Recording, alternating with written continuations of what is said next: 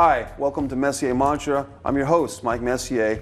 On this episode, we have a special return guest, Tony Demings, and we'll be talking about children of the Asylum, RHODYWOOD, and the Brooklyn Coffee and Tea House in Providence. Tony Demings, welcome back. Again, it's nice meeting you, Michael. Now, for those who haven't, maybe the audience can go back and watch episode 1 in case they haven't seen it, because we just experienced Children of the Asylum, short film I want to talk about for a few minutes. I really love this film because this is your life story. But what's cool about it is it's not just relevant to those that know you, but to those that don't. The topics covered just a different era in American history when it comes to adoption and children and the way that the adoption system worked. And you're a product of that. So let's talk about it now a little bit. Well, part of the product is, some people ask, why did I call it Children of the Asylum? Well, I was raised at St. Vincent's, home of the infant asylum. Asylum then meant protection, peaceful. I am a product of the orphanage. I went to the orphanage at 6 days old, and then I was adopted out at 7. I didn't have a mother, father, or aunts and uncles taking me out and all, but one part I did like is I was able to focus. The orphanage was behind the VA hospital in Providence. There's 2 huge beech trees still out there. I have my initials on those trees. We used to climb those trees, so they're very sensitive. But the orphanage is gone now. There was a nun that was like my surrogate mother. Her name was Sister Teresa. So she was kind of like very close to me. Right. And it's powerful stuff. I mean, to sit here and watch it with you. And I've watched it with you 8 or 9 times at RHODYWOOD Critique Night at the Brooklyn Coffee and Tea House. But every single time there's something to be learned from this film and just the nuances of the relationships, you know, and the way that you thank the real people. The nun was Mrs. Well, the nun was Sister Teresa, but the social work of my mother was my adopted mom was Miss Rager. Right. She followed right through, and you know, back then, I'm out of wedlock. Being out of wedlock was taboo. Right. And then it was harder to adopt because if you were adopting somebody, it had to be of the same genre, the same ethnic background. Right. So that took a while, and of course the war. I don't know whether my father knew I was born, whether he passed away, but then I did find out he was a circuit judge in Pennsylvania. Oh wow! But I decided not to pursue it. Right, right. Just so many things change in society. You know, we could talk all day about the different elements of good and bad, positive and negative. You know, and how people are more open-minded these days and more closed-minded in other ways. You know, but it does seem that there was a stigma, unfair stigma against the orphanage system, but I think you got a really good family. They got a good kid too, so it worked out for the best. It worked out for the best. When I was adopted out, I'll never forget that. I went to this house on Sydney Street in West Warwick, and I saw this box, and it was a box, and it was I didn't know what a TV was. Right. 7 years old. And they put on Howdy Doody, and I ran out of the room. It scared you? It scared me. Wow. It actually scared me. I still get chills seeing that. Seeing Howdy Doody? Oh, yeah, I still get the chills. Wow. No. Well, you know, with his mouth, he had that scary mouth. Yeah, that's how I feel about Zuckerberg, do you from remember Facebook. That? Yeah. Do you remember that one with, it was at Rocky Point, it was the fortune teller. Okay. And she had that whiskers and the mouth, and she'd go like this at you. Yeah. A true Rhode Island story. And so what I think is great is that so many things you've done in your life. One thing that I know you for quite a bit is the venue, 209 Douglas Avenue, Providence, Rhode Island. Arts, music, wedding parties, divorce parties even. Yeah, divorce. At the Brooklyn Coffee and Tea House. The Brooklyn Coffee and Tea House. You give a special for people at divorce parties if they had Well, one? they did the bridal shower. Right. Then they did the baby shower. And 2 years later, they did a divorce party, so I gave them a package deal. I did. That's so funny. Yeah, we do everything there, as you know. Yeah, and it's the venue is in the movie. In case people once again are watching this episode first, you might want to rewind back to episode 1, Children in the Asylum, and see the venue is just great because you really created and everyone. When I host a venue, when I host an event at your venue, people come and it's always the same thing. They say, "Oh, why did it take me so long to get here?" Is what people always say. It's only 18. Typical New England. But people, we've only right? been there 18 years. Right. But everyone, why did I? Why did it take me so long to get here to the Brooklyn? And then they see a live event. You have RISA, Rhode Island Songwriters Association. We have the Rhode Island Songwriters. We have international music, jazz music. We had the cannabis seminars there. We have leather fetish there, weddings, bridal showers, and we can throw anybody a surprise party for themselves if they want. The room is basically like a stage. Right. It's very small. But every time there's a certain kind of event, you're setting the stage is what you're doing. As an artist, I can be very creativity. What I try to do is when you're coming into any building, a room is a room is a room, no matter what. It's still 4 walls. But you like to make people feel like they have arrived. Right. When they walk in, they feel it, the lights coming in from the bottom, from the top, from the side, they have arrived, and they don't mind paying, and there's a comfort in an old building of the 1800s. Right. It has its own character, its charms, the floor's on an angle, especially when you go out the door. It's very convenient. It's angled to the door. Let's take a look at some of these pictures if we could. This is not this is a place that I just love. So see if we can see these, Tony.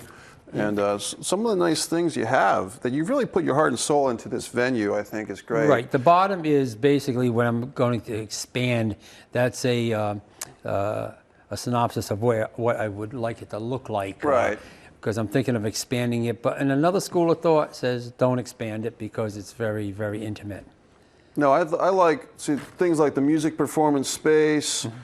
When I've taught acting classes at the venue, so many good things have happened, where there is a certain magic that happens, and there's been staged play readings there and acting workshops. Some I've contributed to, and some totally different people. Armagero, great actor. Armagero's been there. Nick Albanese's been there with his, I think he did The Last Sicilian there. Right. And we've had, I forgot what they call that when they improv. Right. We've had improv classes there, so it's kind of different. It overflows. But then when I did the film Children of the Asylum and your acting ability, something came to mind that I said, there's a lot of actors and filmmakers lonesome out there. Right. They can't afford the big venues showing their film screen. It sounds like my venue right here with the noises, with the sirens in the background. So I try to offer them a platform. A marketing platform, a social platform where they could come in, whether you have a large movie or a small movie, we're going to help you out. Right. One way we're going to help you out. Right. So hence was born RHODYWOOD. And how RHODYWOOD came to being is there was a Hollywood, there's a Bollywood, and I says, well, okay, Roadie stands for Rhode Island because we're based in Rhode Island, okay. Sure. Roadie is also, you're a roadie, you pick up your own equipment when you're independent. Wood is a synopsis of Hollywood, but RHODYWOOD is independent, meaning the independent man is on the State House. So hence RHODYWOOD came into being, and it's still there. Now, what exactly is, how it came to be? What exactly is it now? Like, where does it, when you wear the RHODYWOOD hat, what does that mean to you? What it means is I am independent. We're a side shoot. We're not even a side shoot of Hollywood. Hollywood has the major motion pictures. And I've gone into many of these box stores.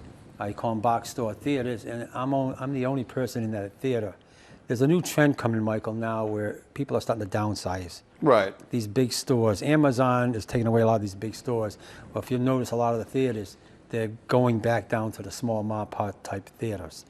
The attention spans on people today is very low. A lot of people are ADD, but I don't even want to say ADD. I think a lot of it has to do with we're on overload. There's just too much films, information, all kinds of stuff on TV or on the internet. So it does make it hard.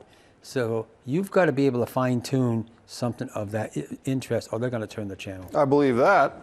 I totally believe that. I mean, just it's amazing that the 15-second glibby, thing will get so much attention, or some horrendous, just there's a lot of stuff out there of low content quality, in my opinion, that gets a lot of notice and attention because it's easy. And I think a lot of it has to do with the audience. A lot of it the audience kind of has to raise their own value, meaning who's the audience? We are the audience. So we kind of have to demand or just choose better things. I do think better art is out there already available. It's not that better, higher, in my opinion, and of course art's subjective, but I think a lot of people gravitate towards the lowest common denominator. They do.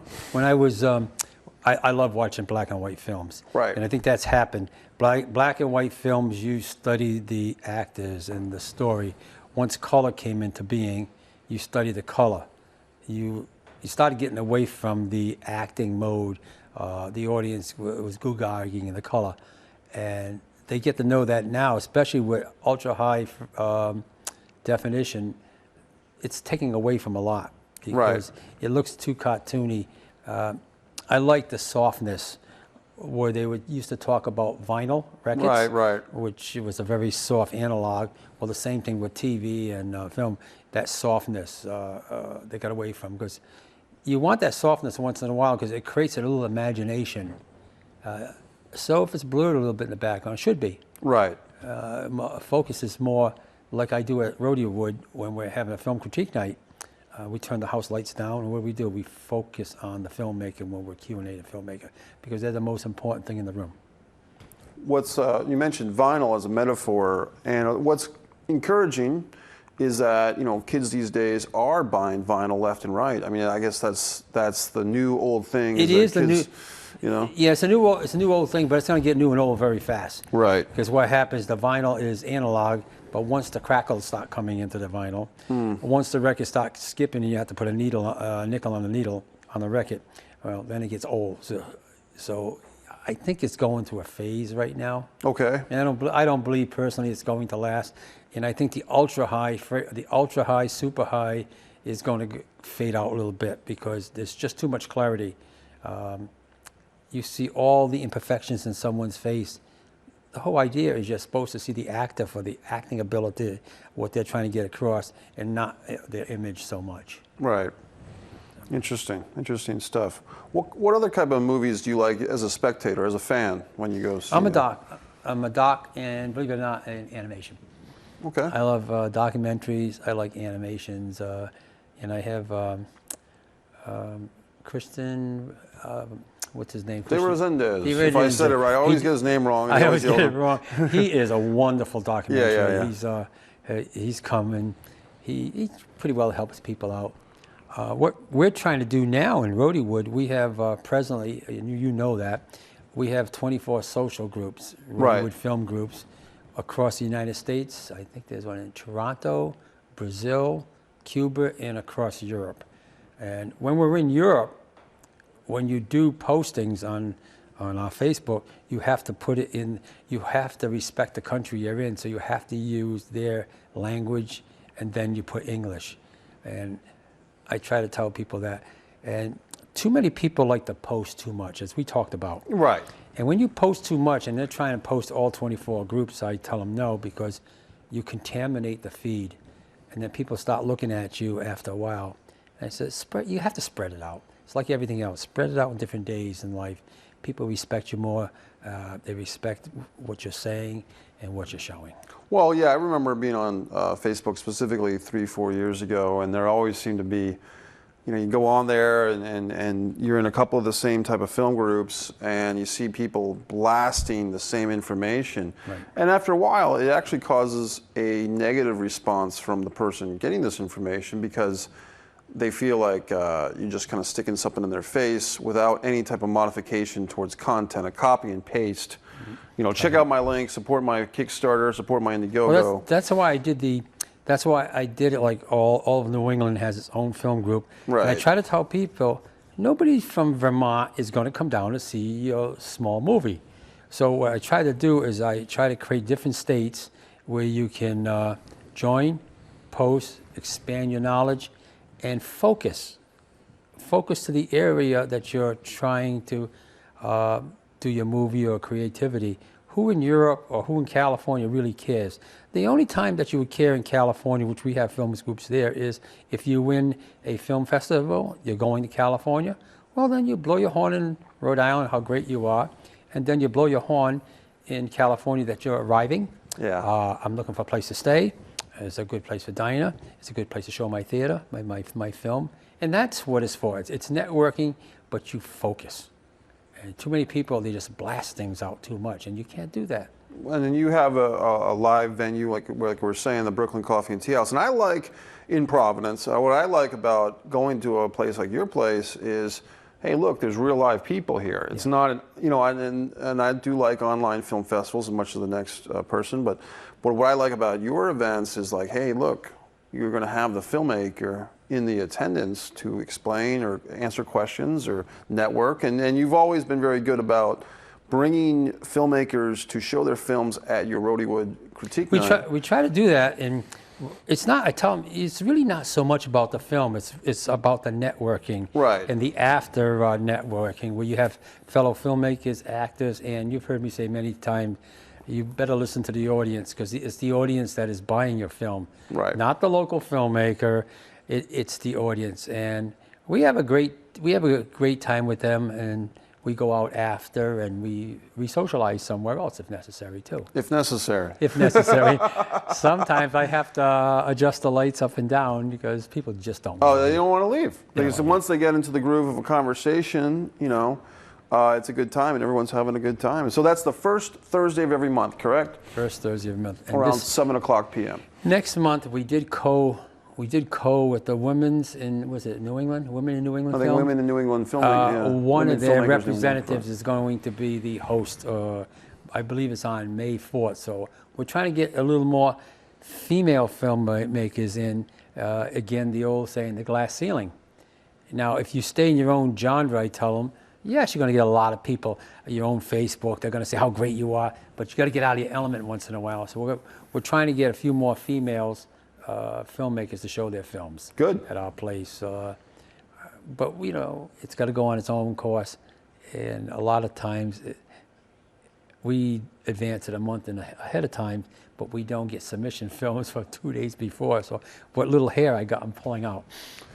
I can have empathy as someone who's just run events, but you're running 5, 6, 7, 8 events a week. Oh, yes. I mean, you've got something, 2 things on Sunday, 2 things on Saturday. You might be lucky if you have 1 weeknight off a week. Well, this Thursday we have jazz. Right. Friday we have a guitarist. He's a professional guitarist. And then Saturday we got international music.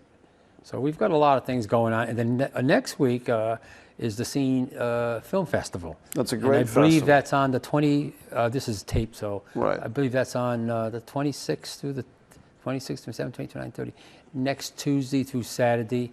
And 2 of the screenings, 2 nights, are going to be at the Brooklyn. So the last week of April 2017. Right, the last week of April starts off the last week of Tuesday through Saturday. Come down to the Brooklyn Coffee and Tea House, a few other select venues in Rhode Island. Right, and then I don't have it over here, but you got the Scene, SENE Film Festival. They can look that up online. Which was, they're very happy to announce that they made a special list, top 50 film festivals worth the entry fee from Movie Maker magazine. Yes, Scene Festival made that list. They're in the 9th year. Right. If you notice on their flyer, it shows clouds. Right. Representing cloud number 9, up on cloud 9. Okay, that's great. Great literary reference. But yeah, it's a wonderful film festival, Scene Festival. I've been happy even to win an award from that festival at times myself. It's probably one of the most organized festivals I've been in. Right. I've been to several festivals, and I do what they call the RHODYWOOD shameless interview on my cell phone. Sure. And I'll be doing that next week too. But the Scene Festival is really, really organized. I've gone to New York and some places I won't mention the name of the festival, and very unorganized. Right. That's one thing. When you have a filmmaker come in and there's nobody in the audience, that's not good. Yeah. It's not good. Yeah. You've got to be able to control. And what the Scene does also, it allows local filmmakers, I think they do it on a Saturday, local filmmakers that want to get together to show their films in one theater. Right. So they do have that. And once in a while, we get the filmmakers from all over the world. They'll come to the Brooklyn after hours because they can't see each other's films. So once in a while, we'll open up this. We'll have a special screening if they want to see the one-on-one. I would be remiss to ask you, because the Messier Mantra, one of the things we talk about on the mantra is if the guest has a mantra for their life, Tony. So maybe an ethic or a personal expression or something you can think of off the top of your head. I'm putting you on the spot, but that's what the mantra is all about. Just sometimes, for instance, I will say for myself, I like never surrender, you know, which is pretty simple. But is there anything that you hold on to as an expression or a quote? Ain't that nice? That works. Ain't that nice? Pretty much works. When I was growing up as a kid in the orphanage, don't I look nice? Don't I look nice? That was my expression. I mean, you know, at my age, I'll take anybody's compliments. Take them. I take them as they come. But people are not equal, and this is going to raise eyebrows on people. We're not equal. And in the sense we're not equal, nobody is the same. Okay. Social-wise, I can talk to somebody in my coffee house one way, and then I have to talk to somebody in another way. I mean, it all comes together, but you got to know when to hold. You got to know when to fold. Not everybody's going to like you. That's true. And then some, you got the leaners. They hang on you, and they hang on you. Right. So you have to gently be able to give them We have leaners. Leaners. I call them leaners, yeah. It's like a leeching, but most of them are okay. Yeah. But the problem with my age, though, Michael, and you know it, you've seen it, I don't have many filters. Filters, right? yeah. I don't have many filters. Right. I'll tell you something, I mean it, but I don't have too many filters. Well, you have so many people to deal with on a daily basis as far as booking events, you know, and different people are, I'm sure, for instance, you might have a musician who's going to book their big, you know, musician performance at your venue on a Friday night, and they might be sending you 5, 6, 7 emails, calling you on the phone, texting you, but what they don't realize, you've got them on Friday night, you've got 2 other things on Saturday, 2 things on Sunday, and you got Monday, Tuesday, Wednesday, and Thursday to worry about.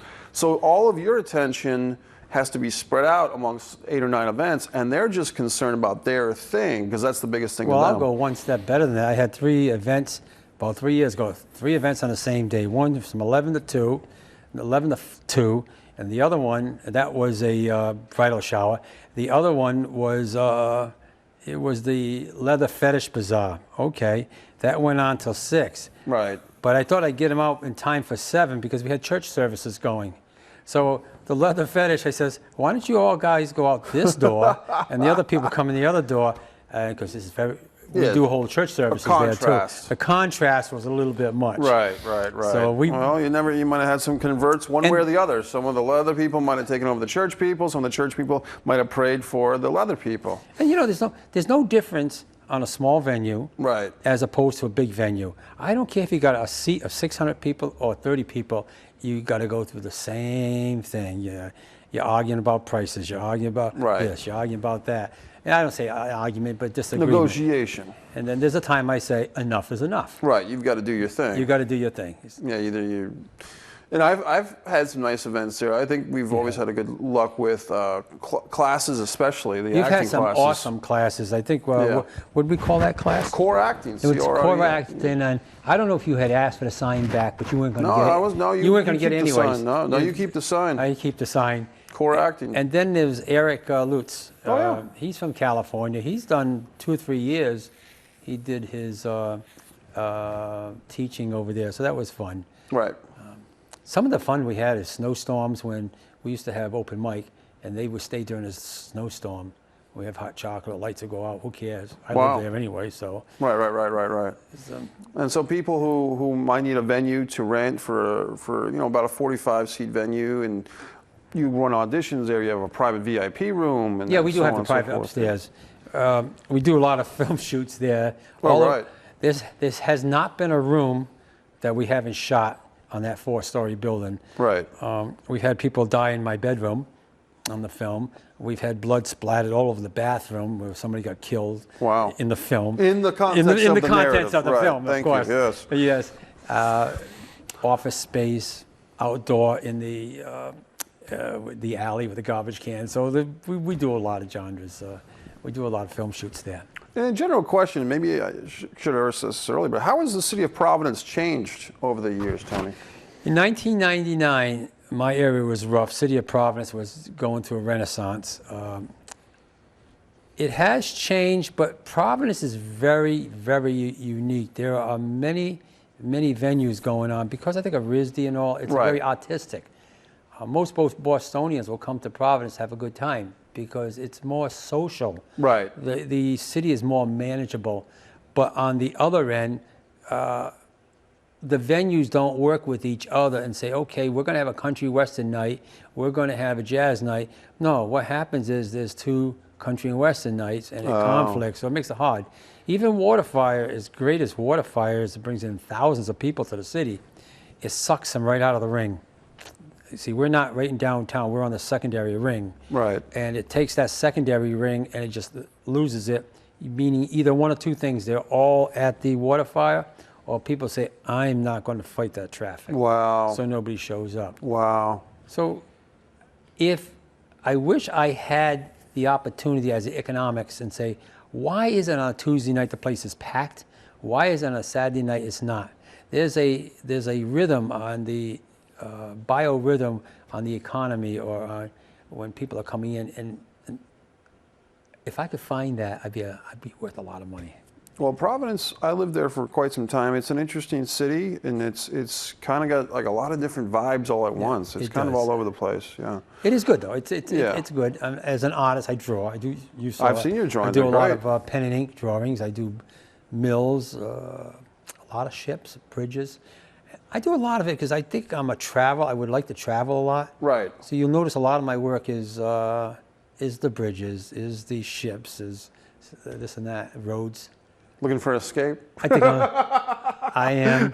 The only thing that held me down is buying that Brooklyn coffee tea house that wasn't the Brooklyn when I bought it, and that kept me rooted because I would be all over the world, Michael. We got about 30 seconds left, Tony. So what do you want to say to the Messier Mantra audience? I just want to thank everyone that has participated in the 18 years that have come down, and the sad part is they leave, just like when my friend in the orphanage left because adoption. I get withdrawals. Wow. And people leave because they go to LA, the music legs go other places, and you have to learn to accept life changes. Right. Things change. Things change in life, and there's nothing, you can either jump on it or get off the bandwagon. Well, Tony, thanks so much for coming on Messier Mantra and sharing your film, and just keep doing what you're doing. Tony Demings. Thank you very much. Thanks very much. Appreciate it, Michael. Thank you. Thanks for watching Messier Mantra with our guest, Tony Demings. We'll see you next time on Messier Mantra.